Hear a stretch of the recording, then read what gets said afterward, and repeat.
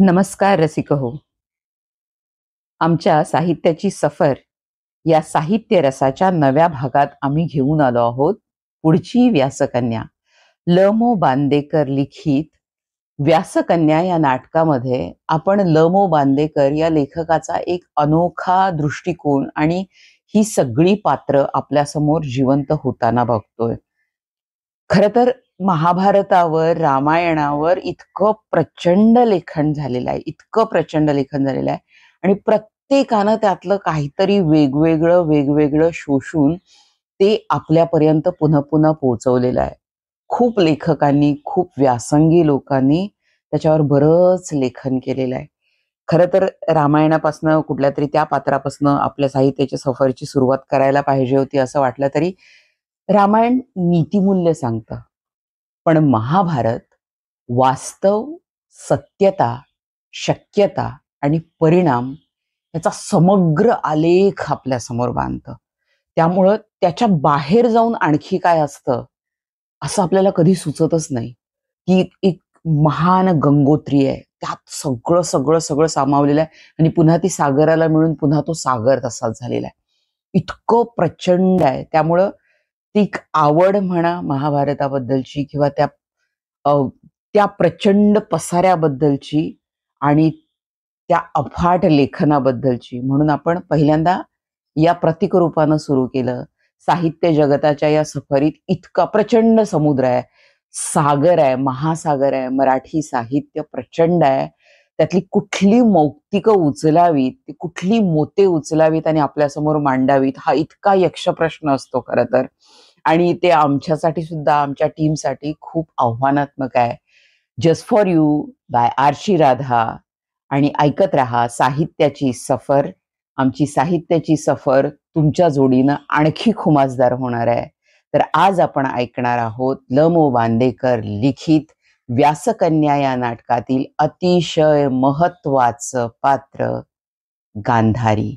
याआधी आपण गंगा, सत्यवती, अंबा या स्त्री व्यक्तिरेखा वाचल्या आहेत, त्याचं वाचन केलंय. ते वाचन तुम्हाला कसं वाटलं ते तुम्ही जरूर कळवा आणि ऐकत राहा. हे सगळं पुढच्या पिढीला ऐकत राहण्यासाठी आमचा हा एक छोटासा इवलासा प्रयत्न आहे. हा आमचा खारुताईचा वाटा आपण सगळेजण समजून घ्याल असं मी मनात प्रार्थना करते आणि तुम्हाला आवाहन करते की तुम्ही ते ऐकावं.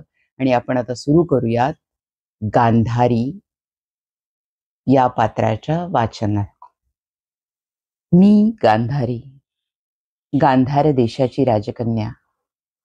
आपला देवदत्त गौरवर्ण आणि त्याला लाभलेल्या लाल चुटूक ओठांच्या साथीनं चेहऱ्यावर पौर्णिमेची चंद्रकळा प्राप्त झालेली राजकन्या गांधारी. काळ्याभोर नेत्रांची जोड तर इतकी अवर्णनीय की माझं मीच काय वर्णन करायचं त्या भाग्याचं. सुनयना म्हणून माता पित्यांच्या कौतुकाला पात्र झालेली, सुलोचना म्हणून दासी आणि सखींच्या परिवारात आदरलेली गांधारी.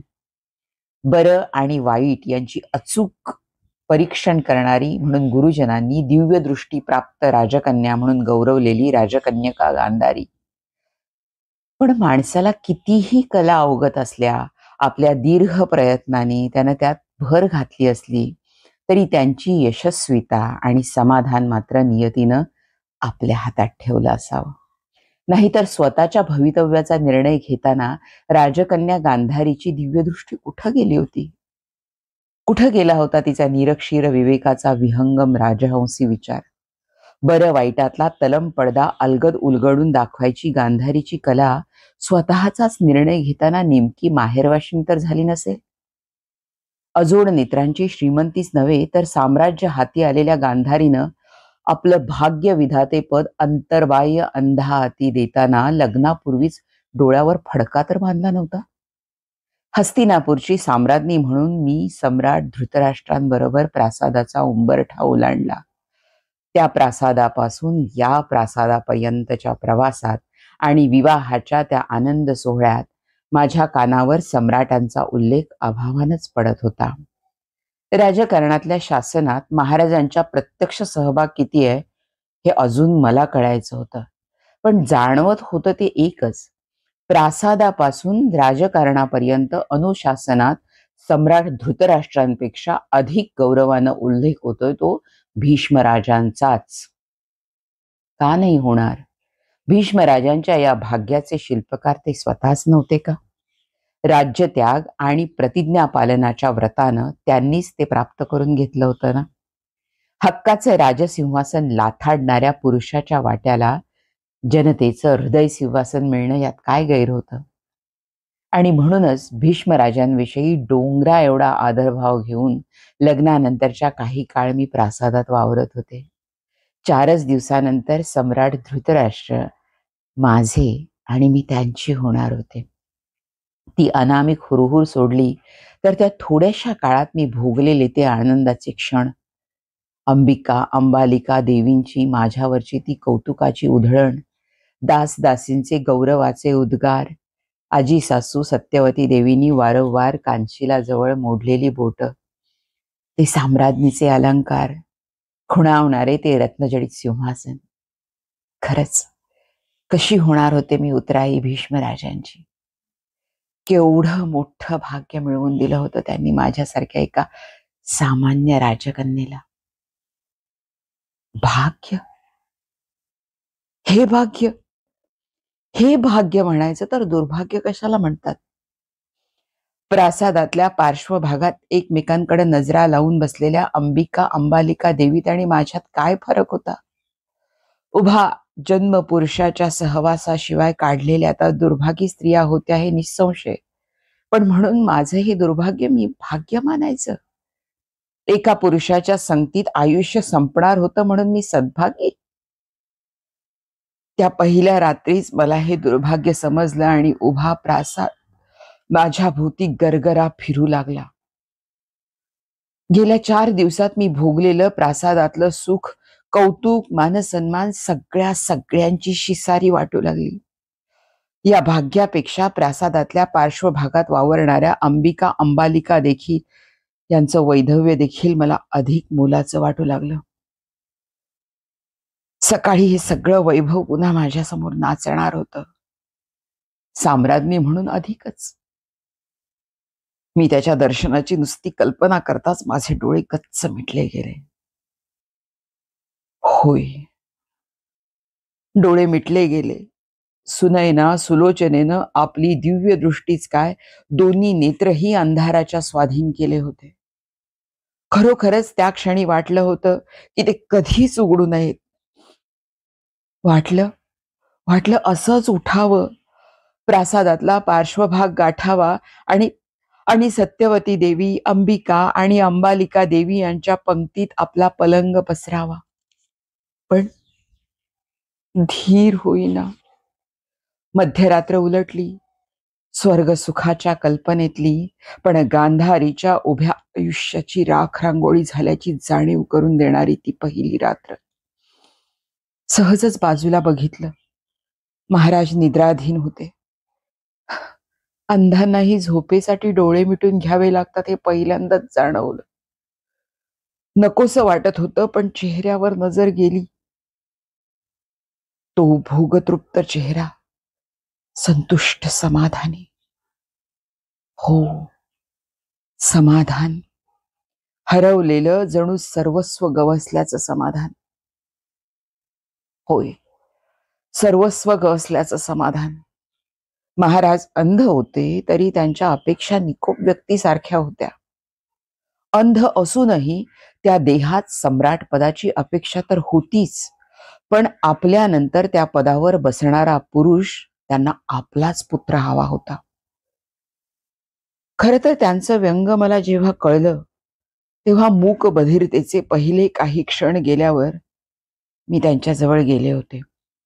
वत्सलभरानं त्यांचा हात हाती घेत अगदी विश्वासानं काही गोष्टी टाळायचा आग्रह धरला होता. व्यंग, मग ते सामान्याचं असो की सम्राटाचं, व्यंग ते व्यंगच नाही का? त्याची दाहकता जितकी सामान्यांना तेवढीच सम्राटांना. डोळस सहकारिणीच्या अधिकारात मी हे त्यांना पटवून देण्याचा प्रयत्न करत होते. अंतरातल्या प्रकाशात आत्म्याच्या दिव्य चक्षूंनी सगळ्या घटनांकडे बघण्याची विनंती करत होते. विचार आणि विवेकानं प्रत्येक गोष्टीचा निर्णय घेण्यासाठी विनवित होते. हस्तिनापूरच्या राजसिंहासनापेक्षा भीष्मराजांनी मिळवलेलं हृदय सिंहासन कसं श्रेष्ठ आहे ते पटवून देत होते. पण हाय रे दैवा, माझे पती हस्तिनापूरचे सम्राट धृतराष्ट्र केवळ शरीरानंच अंध नव्हते. देहावरचा एखादा जुनाट घाव कालांतरानं एक एक अवयव निकामी करत जातो, तसं घडलं होतं महाराजांच्या बाबतीत. शरीरावरच्या ह्या जन्मजात अंधत्वानं त्यांचा आत्माही ग्रासला होता. हे शरीर अंतर्बाह्य अंध होतं.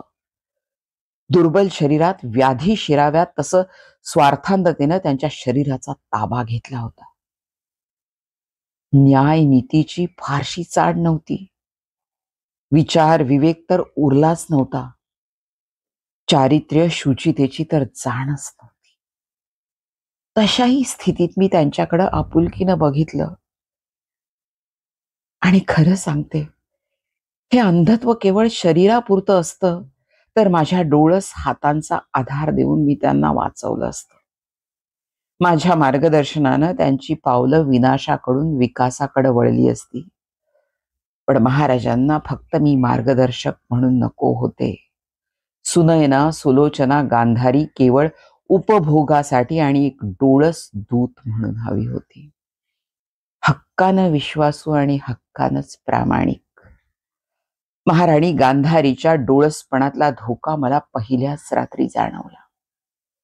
स्वतःच्या आत्म्याचे दिव्य चक्षु बंद ठेवायचे, बाह्य डोळसपणा जागृत ठेवायचा आणि महाराजांच्या प्रत्येक घटनेचं चक्षुर्वय सत्यम कथन करायचं.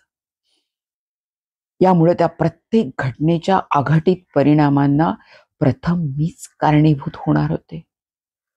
कधी नाही इतका मला माझ्या डोळ्यांचा, माझ्या सुनयनांचा, ह्या सुलोचनांचा तिटकारा आला होता. बाह्य चक्षु जागृत ठेवून अंतरातले दिव्य चक्षु मिटून घ्यायला माझा देह तयार नव्हता. एक एक दिवस उलटू लागला. जुळ्या भावंडांसारखा प्रत्येक दिवसात मला सारखेपणा दिसू लागला. तोच सारखेपणा महाराजांच्या दिनचर्येत. माझा निर्णय होत नव्हता आणि निर्णय घेणं तर अपरिहार्य होतं. बाह्यचक्षु मिटायचे की अंतर्चक्षु? अंतर्चक्षु जागवायचे की बाह्यचक्षु? अखेर खूप विचारांती एका रात्री निर्णय झाला. निमिषार्धात तो अंमलात देखील आला. अंतर्चक्षु मिटणं मला शक्य नव्हतं. बाह्यचक्षुच बंद करून टाकले मी. 5 पदरी दोन्ही डोळ्यावर एक गच्च पट्टी बांधून आंधळेपणा म्हणजे काय याचा अनुभव घेऊ लागले. पण जन्मांधांना ज्याचा अनुभव नाही ते दिसणं म्हणजे काय हे सुद्धा मी बघितलं होतं. आमच्या दोघांच्या अंधत्वात असा फरक होता. तशात महाराजांचे अंतर्चक्षुही बंद होते आणि मी तर तेच उघडं ठेवण्यासाठी बाह्य अंधत्वाचा स्वीकार केला होता. परिणाम एकच, 2 विचारात भली मोठी दरी. हेच कारण असेल का विदुरानं माझ्या अंधत्वाला केलेल्या विरोधाला? विदुर, महात्मा विदुर, दासीपुत्र विदुर. विदुर म्हणजे मूर्तिमंत विवेक, सदाचाराचा पुतळा. आणि विचार, त्याच्या विचारांची खोली मला कळली जेव्हा त्यानं साक्षात महाराजांना अविचारी वर्तणुकीबद्दल छेडलं तेव्हा. मला तेव्हाच त्याच्यातल्या श्रेष्ठत्वाचा साक्षात्कार झाला होता. मी तेव्हाच म्हटलं होतं, दासीपुत्र विदुर म्हणजे क्षत्रियातलं भलेपण मोजायचं एक परिमाण. मला आता कसल्याच मोठेपणाची हाव नव्हती. पण माझ्या या कृतीवर विदुरानं पसंतीचा शिक्का मारल्यावर मी स्वस्थ होणार होते. पण मला अस्वस्थ केलं विदुराच्या विरोधानं. कित्येक दिवस तो काय काय बोलत होता, माझ्या कृतीमागचे धोके समजावत होता. पण बांधलेली पट्टी सोडण्याचं धैर्य मला होईना. शेवटी त्यानंच निर्णय दिला. त्याची अनुज्ञा म्हणून मी पट्टी सोडायचं ठरलं.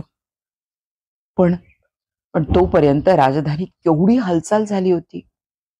ज्याच्या त्याच्या तोंडी विषय एकच, अंध धृतराष्ट्र आणि पतिव्रता गांधारी. माझा अंधत्वाचा स्वीकार पातिव्रत्यात गणला गेला होता. अगदी पितामह भीष्मराज सुद्धा सुटले नाहीत यातून. मुद्दाम प्रासादात येऊन त्यांनी माझं कौतुक केलं.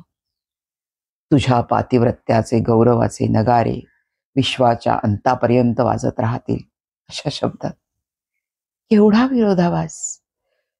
विदुरासारखा महात्म्याचं ज्याचं वर्णन अविचार म्हणून केलं, तेच भीष्मराजांना महान पातिव्रत्य वाटत होतं. मला भीष्मराजांच्या कौतुकापेक्षा विदुराची निंदाच योग्य वाटली. पण तरीही मी पट्टी सोडू शकत नव्हते. महाराणी गांधारीवरचा पातिव्रत्याचा तो शिक्का पुसणं मलाच काय, विदुरासारख्या महात्म्यालाही शक्य नव्हतं. आणि मग उभं आयुष्य काढलं पातिव्रत्याच्या त्या बेगडी समाधानात, सगळीकडं दुर्लक्ष करत. परिणाम, भविष्यात घडलेलं हे महाभारत, कौरव पांडवांमधला तो असंतोष, ते जीव घेणं द्यूत, महासती द्रौपदीची ती विटंबना, पांडवांचा तो वनवास आणि कृष्णशिष्टाई विफल झाल्यावर भडकलेलं ते महायुद्ध. त्यांना आवरणं शक्य होतं. हे ज्यांना आवरणं शक्य होतं ते भीष्म द्रोणादिकच उघड्या डोळ्यांनी पाहत बसले. मग आम्हा आंधळ्यांचं काय? महात्मा विदुर म्हणाला, करावं तसं भरावं. पण केलं कुणी आणि भोगावं लागतंय कोणाला? 100 पुत्रांची माता निपुत्रिका बनली. ही शिक्षा मरणाऱ्या 100 पुत्रांना की त्या मरणाचं दुःख भोगणाऱ्या जिवंत माता पित्यांना? 18 अक्षहिणी सैन्य मेलं, त्यात 100 कौरव गेले. पण गांधारीच्या वाट्याला हे जिवंत मरण आलं, त्याचं काय? कितीतरी काळ मी अशाच विचारात बसून राहायची. जित्या जागत्या अवस्थेत जीवन मरणाच्या अंत्यविधीतला तो दाह मला असह्य व्हायचा. त्याचं निराकरण केलं ते कुंतीनं.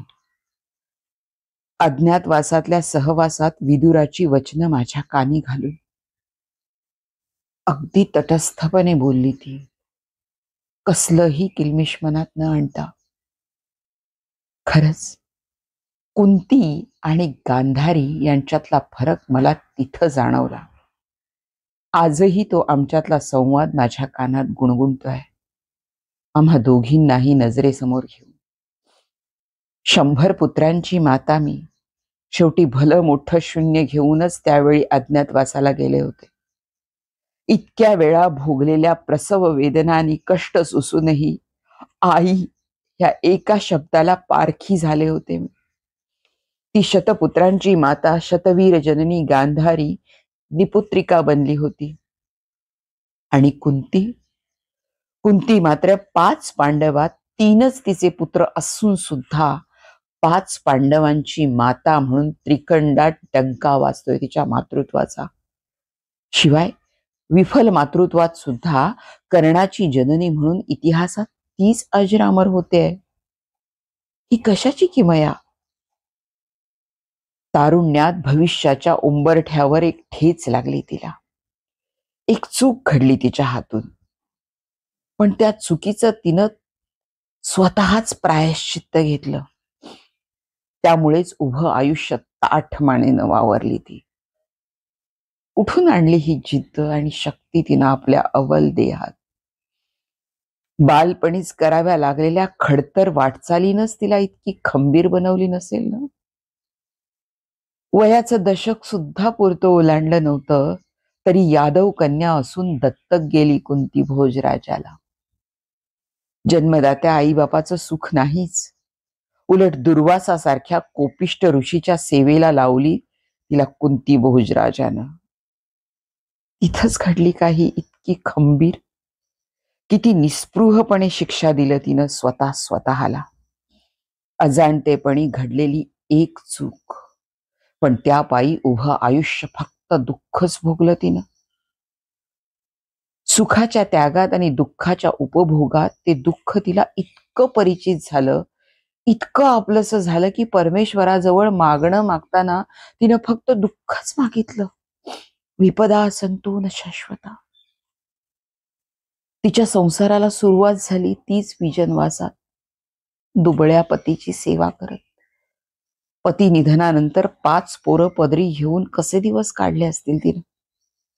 पुढे पांडवांना इंद्रप्रस्थ मिळालं. छोट्याशा राज्याची का होईना राजमाता झाली. तिच्या आयुष्यातला वनवास संपला म्हणून सगळ्या आप्तस्वकीयांनी सुटकेचा निश्वास टाकला. महाराज युधिष्ठिरापेक्षा राजमाता म्हणून तिच्यावरच कौतुकाचा अधिक वर्षा होऊ लागला. पण ते पद भोगताना ती कधी उतावळही झाली नाही. पुढे वाढून ठेवलेलं दुःख तिला आधीच दिसलं होतं का? म्हणूनच धर्मराज द्यूत खेळला, त्यात सर्वस्व गमावून बसला तरी ती खचली नाही. वनवास आणि अज्ञातवासांसाठी निघालेल्या मुलांना हसतमुखानं निरोप दिला. तिच्या वास्तव्यासाठी हस्तिनापूरचे प्रासाद मोकळे असतानाही तिनं विदुराची पर्णकुटी पसंत केली. हस्तिनापूरच्या या वास्तव्यात वनवासातल्या पांडवांची प्रतिनिधी म्हणून खूप काही करता आलं असतं तिला. पण विदुराच्या सोबतीनं जणू अस्तित्व शून्य होऊन राहिली ती. तिच्या या अशा वागण्यातूनच तिचं अस्तित्व अधिक उजळणार त्याची जाणीव तर तिला झाली नव्हती ना. पुऱ्या एका तपाच्या कृतीशून्य वागण्यानंच पांडवांना तिनं त्याच्या कर्तव्याची जाणीव तर करून दिली नसेल. कुंती, तुझी ही निष्क्रियताच पांडवांना कृतिशील बनवून गेली. कुंती कुंती कुठं शिकलीस ग हे? पुढे पुढे युद्ध झालं. युद्धात आमच्या पक्षानं आपल्या कर्माची फळं भोगली. पांडवांच्या वाट्याला यायची ती फळं आली. धर्मराज सिंहासनाधिष्ठित झाला. पण तिच्या पुत्रांनी त्या रत्नजडित सिंहासनापेक्षाही अधिक उंच असं राजमातेचं आसन तिच्यासाठी रचून ठेवलं. आम्ही अज्ञातवासाला निघालो. राजप्रासादातली धृतराष्ट्र गांधारी वनवासात आणि वनवासातली कुंती राजप्रासादात, यात गैर काय होतं? पण उंबरठ्या बाहेरची आमची पावलं पडली नाही तोच दूतांकरवी निरोप आला. राजमाता कुंती येत आहेत म्हणून. तिचं दर्शन काही आम्हाला घडणार नव्हतं, पण अशा वेळी तिचं येणंही आम्हाला नको होतं. म्हणून ती येताच गरज नसूनही आम्ही आमचे डोळे मिटून घेतले. आमचा भवितव्याचा निर्णय झाला. त्या दिवसापासून आम्ही सगळे सुखोपभोग वर्ज केले होते. आम्हा दोघांच्या 4 हातांचा स्पर्श आम्हाला होत होता. मी तर उजव्या हातानं महाराजांच्या खांद्याला स्पर्श करत त्यांच्या पावलांचा मागोवा घेत चालत होते. पण कुंतीचं येणं झालं आणि डोळे मिटले तरी पाय थांबले. 5व्या हाताचा स्पर्श जाणवला. तो कोणाचा हे न सांगताही समजलं. तो स्पर्श बरंच काही सांगून गेला. कुंती, तुझं येणं मानभावीपणाचं नव्हतं ग. आम्हाला खिजवण्यासाठी तर नव्हतं. हे माहीत असूनही तुझ्याबरोबर थांबावंसं वाटत नव्हतं. शक्य तितक्या लवकर 5व्या हातांचा स्पर्श दूर करत आम्ही चालू लागलो. 2 डोळ्यांचा नाही, 2 आंधळ्यांचा प्रवास सुरू झाला. मी महाराजांची पावलं अनुसरत होते. बाकी उभ्या आयुष्यात त्याशिवाय दुसरं काय केलं होतं मी? महाराजांनी मला आणलं होतं आणि माझी पावलं त्यांना अनुसरण्यासाठी. पुढं होऊन त्यांच्या अपेक्षेप्रमाणे मी त्यांना हात दिला असता तर असं घडणार नव्हतं. पण तसं घडायचं नव्हतं. आयुष्यभर मी महाराजांची वाकडी पावलं अनुसरली. त्याचंच प्रतिबिंब या वाटचालीत होतं. पण काय आश्चर्य! अचानक माझी पावलं सरळ आणि झपझप पडू लागली. मी महाराजांच्या पावलांचा मागोवा घेत होते. म्हणजे महाराज सुद्धा सरळ आणि झपझप चालत होते. कशाच्या आधारावर? कोण मार्गदर्शन करत असेल महाराजांना? सगळी दुःख क्षणभर विसरायला लावणारा भला मोठा प्रश्न नजरेसमोर घेऊन मी चालत होते. नगराच्या वेशीजवळ आलो आणि अचानक सगळी पावलं थांबली. कानी आला तो 5 पांडवांचा आक्रोश. द्रौपदी, सुभद्रा, सगळ्या सुनांचं रडणं. नाथसुना, सेनापती सगळे सगळे मार्गात आडवे झाले. कुणी काहीच न सांगता सगळ्या गोष्टींचा उलगडा झाला. अगदी माझ्या समोरच्या यक्ष प्रश्नाचा सुद्धा. आम्हा आंधळ्यांच्या पावलांना मार्गदर्शन करणारी ती पावलं कुंतीची होती आणि ती माघारी वळणार नव्हती. केवढा सुखद धक्का होता तो आम्हा निराधार अंधांना. कुंती, अगं हस्तिनापूरच्या सिंहासनावर आम्हीही बसलो आहोत. अंध असूनही त्याची उंची आम्ही समजू शकतो. त्याच्याच अंदाजात तुझ्या पुत्रांनी तुझ्यासाठी रचलेल्या राजमातेच्या आसनाची उंची आम्ही समजू शकत होतो. पण पण अशा घडीला वानप्रस्थाश्रमात जायचा तुझा निर्णय. त्या निर्णयानं प्रासादापासून पर्णकुटीपर्यंतच्या जनमानसात तू गाठलेली उंची, तिचा अंदाज अगं नाही कुणी जाणू शकणार. अगं त्यागाच्या कसोटीत परमोच्च पद प्राप्त झालेले पितामह भीष्मराज, बाणशिरावर तळमळून तळमळून शांत झालेला त्यांचा कृशदेह, तुझा हा त्याग ऐकून काही क्षण उठून बसला. आर्यावर्तातले सगळे राजे तुझ्या अखेरच्या दर्शनासाठी हस्तिनापुराकडे धावले. खरंच कुंती, अगं वानप्रस्थाश्रमात जायचा तुझा निर्णय एक वेळ समजू शकतो. राजमातापद प्राप्त व्हायच्या वेळीच तू वनवासाला निघालीस. हा त्यागही एक विशिष्ट उंची गाठू शकतो. पण पण ज्यांनी आयुष्यभर तुझ्या नाशाचाच विचार केला, त्या अंतर्बाह्य अंधांच्या धृतराष्ट्र गांधारीच्या सेवेसाठी तू निघालीस, तेव्हा स्वर्गातले इंद्रपद सुद्धा तुझ्या तेजापुढं फिकं पडलं असेल नाही. आणि अखेरीस अरण्याला अचानक लागलेल्या त्या वणव्यात आमचे आंधळे देह सापडले तरी कुंती आपला देह तू वाचवी शकली असतीस. पण तिनं तोच रसरसता वणवा आपणहून स्वीकारला. काय म्हणावं या त्यागाला. खरंच ही महात्म्याची कृती. तिला त्या पदाचे दंडक माहीत नव्हते, तरीही ती त्या कसोटीला उतरली. कारण कुंतीचं महात्म्य पण जन्मजात होतं. आमच्यातल्या कोणाचीही ती ओळखण्याची पात्रता नव्हती. माझ्यात तर नव्हतीच नव्हती. तरीही एक विचार मनात येतो. शिवलिंगावर अजाणता बिल्वपत्रांचा वर्षाव झाला तरी हत्यारी व्याध उद्धरून जातो. मग उद्वेगापोटी का होईना गांधारीनं पतीचं अंधत्व स्वीकारण्यासाठी डोळ्यावर बांधली पट्टी.